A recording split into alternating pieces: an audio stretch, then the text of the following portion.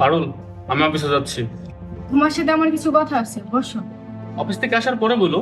তোমার অফিস পরে, আগে আমার কথা শুন না, তারপর তুমি অফিসে যাবে। এখন বসো।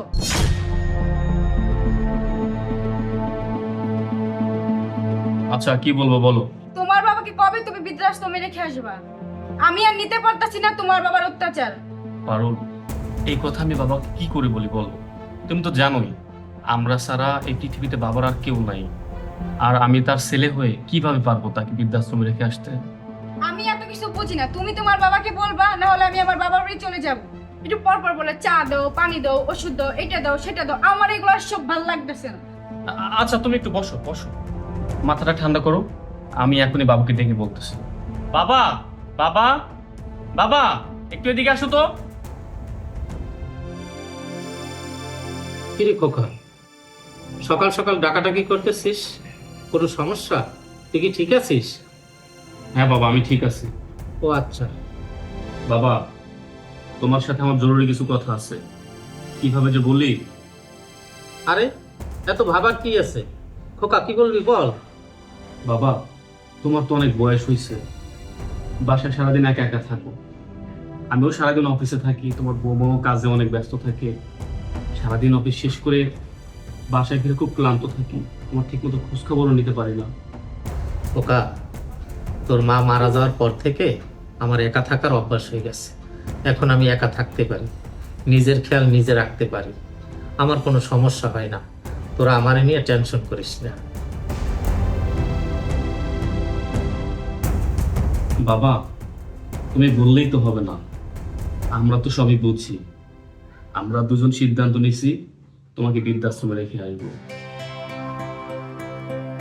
বাবা, ওখানে তোমার বয়সে অনেক লোক আছে, তাদের সাথে তুমি গল্প করতে পারবো, তোমার সময়টা অনেক ভালো কাটবে। তাছাড়াও তোমাকে দেখাশোনা করার জন্য লোক আছে।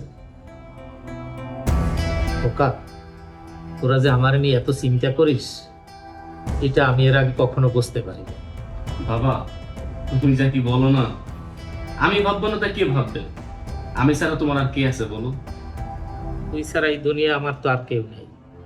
তোর মা মারা যাওয়ার পর তোরে রাইখা আমি কোথাও যাই এক রাত থাকি না। তোর যদি একটা কিছু হয়ে যায় সেই চিন্তায়। আমার খোকাটা যে এত বড় হয়ে গেছে, একা থাকতে পারে, সেটা আমি জানতাম না। আচ্ছা ঠিক আছে খোকা, তুই আমার একটা সপ্তাহ সময় দে।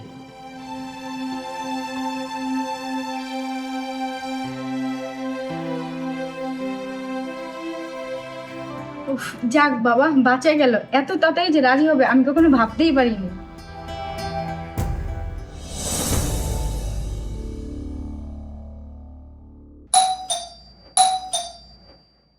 এখন আবার কি আসলো?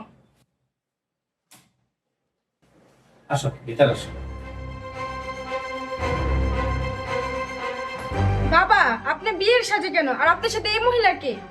উনি আমার নতুন বউ, তোমার শাশুড়ি। সালাম করো। সালাম করবো মানে? আপনি বুড়া বসে বিয়ে করছেন। সুহাগ, সুহাগ, দেখা যাও তোমার বাবা কি করছে। কি হয়েছে, ডাকতেছো কেন? কি ব্যাপার বাবা, তুমি বিয়ের সাজে শেরওয়ানি পরা, পাগড়ি পরা, সাথে মহিলাকে? ওনার আমি বিয়ে করে নিয়ে আসছি। তোর নতুন মা, সালাম কর। ওনাকে সালাম করবো মানে? তোমার কি মাথা খারাপ হয়ে গেছে? তুমি এ বয়সে একটা বিয়ে করে নিয়ে আসছো, তোমার কি লজ্জা শরম নাই? ঘরে ছেলে ছেলের বউ থাকতে আবার তুমি বিয়ে করে নিয়ে আসছো, এখন আমরা সমাজে মুখ দেখাবো কিভাবে?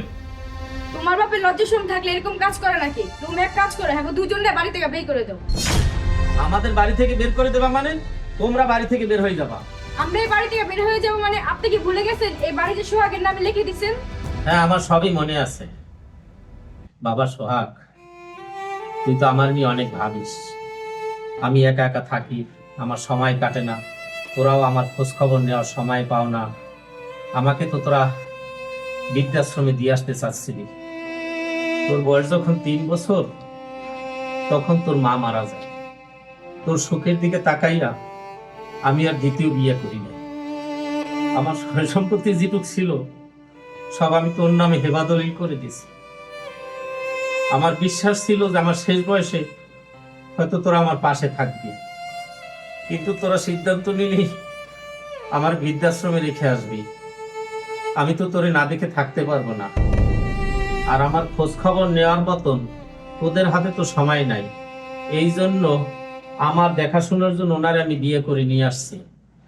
এখন তোরা যদি ওনারে মা হিসেবে মেনে নিতে পারো তাহলে এই বাড়িতে থাকতে পারবি, না হয় 7 দিনের ভিতরে এই বাড়ি ছেড়ে চলে যাবি।